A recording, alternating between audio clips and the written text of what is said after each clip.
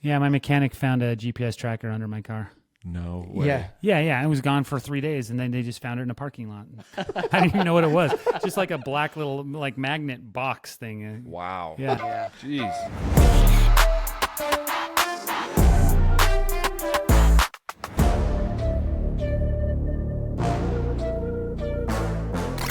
Hi, and welcome to the Flat Bill Investors Podcast. I'm Josh Zaglowski. And I'm Zach Spencer.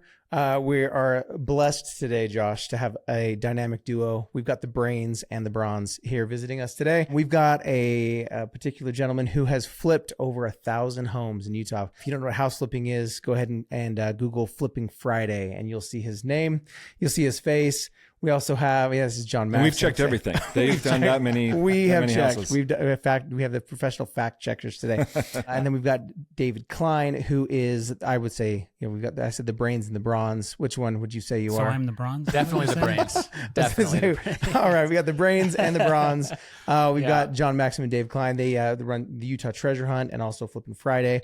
And I have to say, it's really quite a thrill to meet you. So one question we always like to ask is, how do we know you? Where would we have met you? Josh, I know you and John have some history. I've got some history. Actually, I found out that my niece's college roommate is Dave's wife. Did you not? No. I think you were in a different planet the day we met. That's two things today that I've said. So my niece is Haley.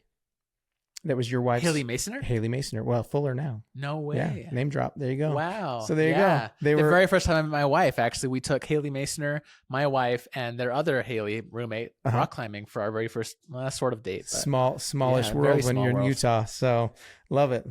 So there you go. Yeah, I actually met Dave through John. And actually, I don't know if you remember this, John, but I was actually John's arm wrestling coach when I first met him. That's true. We went to lunch. I was doing a charity arm wrestle. Oh, this is a real story. It's a real story with Mike Baird.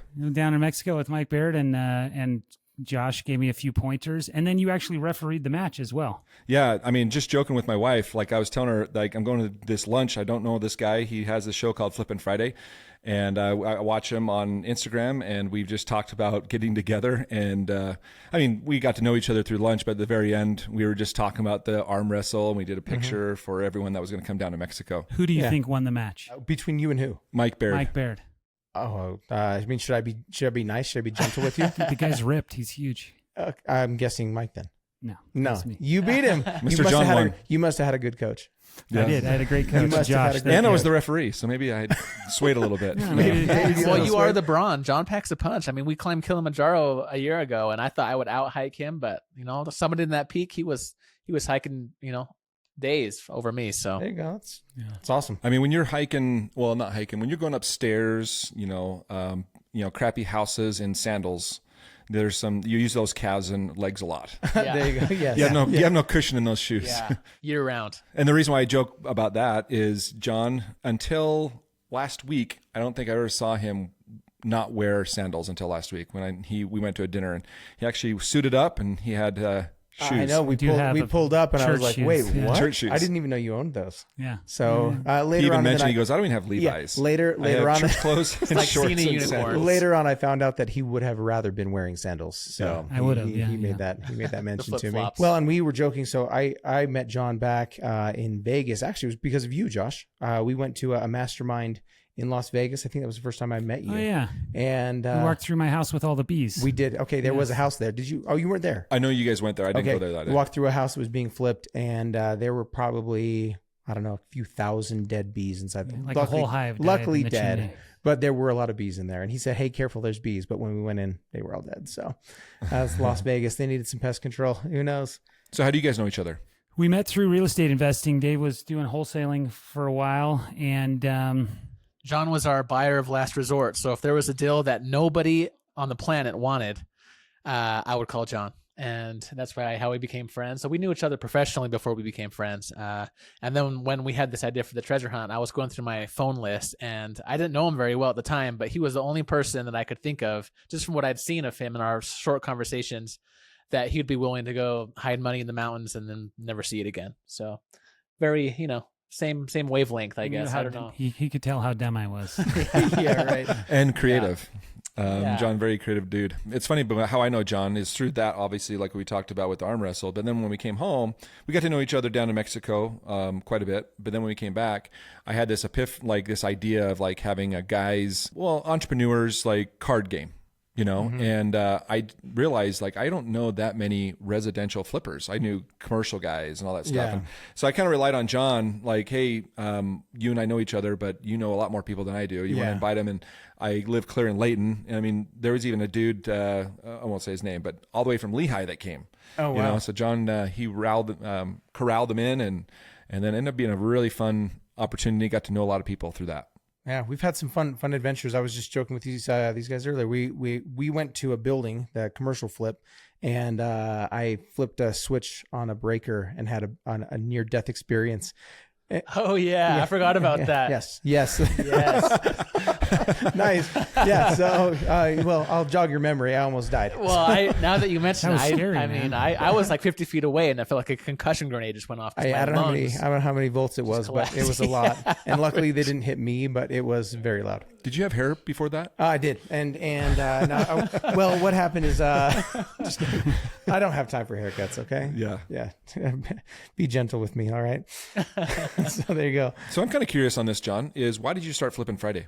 And by the way, let me kind of preface that. People that don't know what Flippin' Friday is, John's handle is on the John. This guy's humor is every Friday. You should see the name of his LLCs. Most Fridays. No, Most you Fridays. should see the name of his That's very LLCs. true. He also Most has- Fridays, it's a humorous show on Instagram video that you watch. And it's funny, and it's also like kind of in the trenches of what he's doing pretty much every day, but he shows it on Friday. So why'd you start it, and how long ago did you start it? I started it, I think, in 2019, and it was just, one day I did a post, and I said, people keep telling me I need to post more of this, you being one of them, actually. And you were even one of the people that commented, but I just, I've always been kind of anti the influencer, and house flippers are always, they're very the same, showing the big before and afters and all the great stuff. And so I just thought I'm going to just show kind of the anti of that and just the minutia of house flipping. And I showed all the failures and like a hive of bees coming after me and all this stuff on a house I lost money on. And the response was massive. Like I couldn't believe how many people, I didn't get a ton of followers, but everyone that did follow me, they gave lots of feedback like, oh my gosh, this is so funny. You should do this. And so then I just started doing it more just because people gave me some compliments. Yay. It's funny how that works. Like my son, we used to live in Layton. We live in Mountain Green now. We were over at the Ellison Skate Park, and there's kids that were sitting there filming. This was, probably 3-4 years ago. And just kind of beefing them up in TikTok and stuff like that. And he would show me the different videos. And I think that's why I kind of said something like, hey, you should show more because, all that We always crazy think about, stuff is people entertaining. Don't, like, who's the guy who he talks about, like restaurants post, you can't just post a picture of like your meal every week. Like you're going to run out of content real fast. Talk about like Red Bull. They don't ever like post a picture of like a Red Bull can. It's just somebody jumping out of a plane without a parachute. That gets the attention. And so I think, your life, John, is what I'm trying to say is like watching somebody jump out of a plane without a parachute. It's interesting to watch. That's one of the things that really endeared. Before I even knew John, he did some of these events where he would speak about real estate.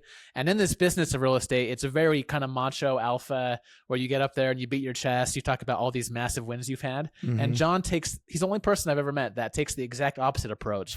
And he's like, hey, yeah, there was this one time where we had to dig a hole and the neighbor's house started falling into the hole we dug, and it was just so fun. I was in tears. I was laughing. I mean, he could be a stand-up comic, which For It's sure. just He's got a lot of material. yeah, with just the material that but he I mean, has. this has led into like a lot of cool things. Am I allowed to mention like a show that you guys are working on?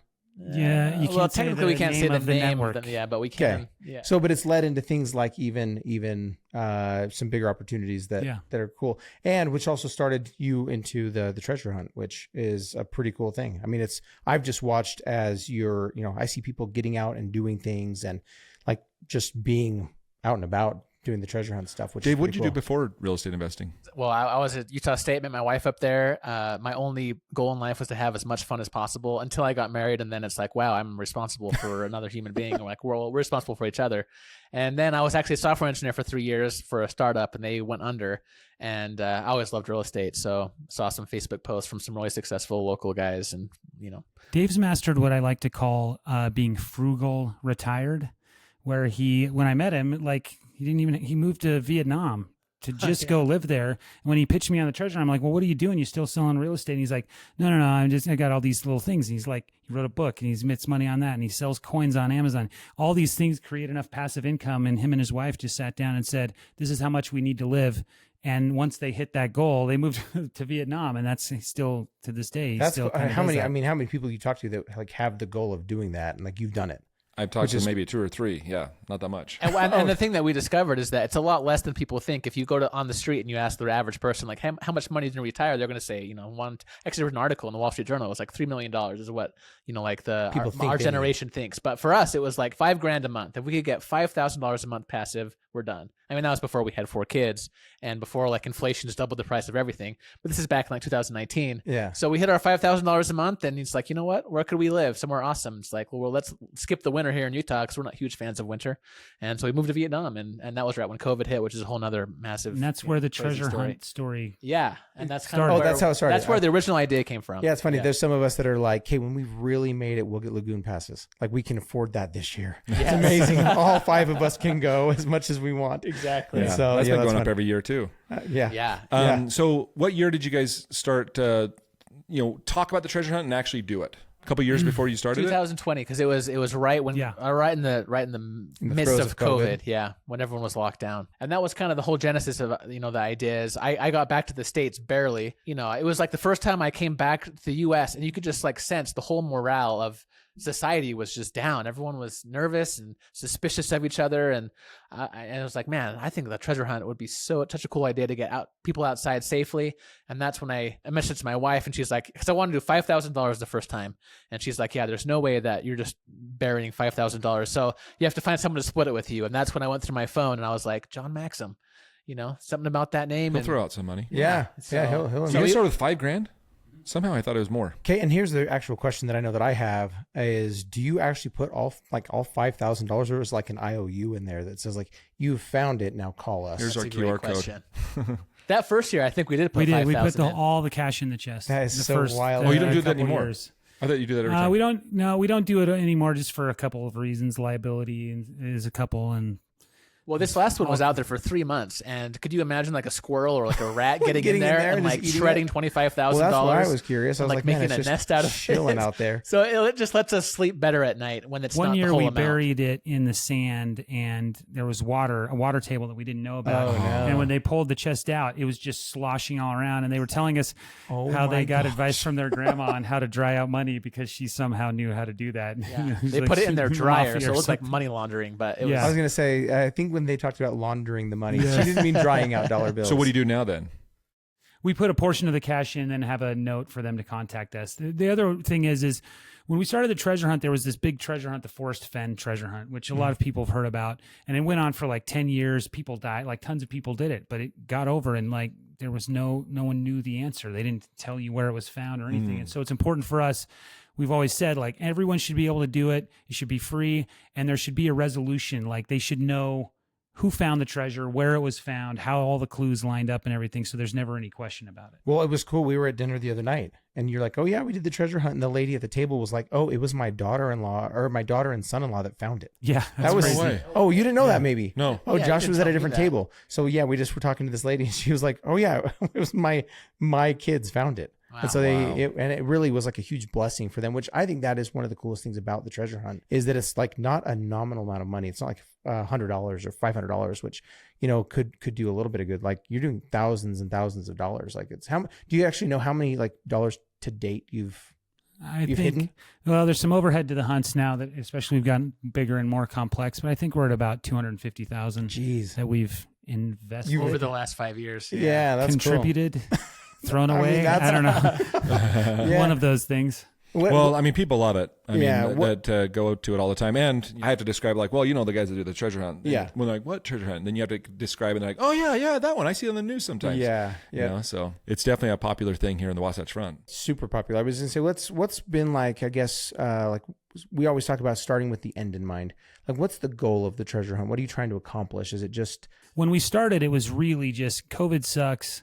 This is fun. Help we you get loved out. Indiana Jones and the Goonies. Like everyone in the world should be able to go on a treasure hunt. We should do this. And we're That's like all it we're was. kids that never have grown up. you And know? we're, Yeah. we got Peter Pan syndrome. we're for hiking sure. up to the mountains laughing about how we're going to bury this treasure chest and nobody's going to come. We're going to come back up here in 3 months because no one's going to even do it or try. Like we really had no idea. But then even at the first hunt, it was even kind of short because we really underestimated how smart people in the internet are. And we just saw the impact it had on people. Like people are losing all this weight. They're going out, they're getting together with their families. Like we're getting all these messages.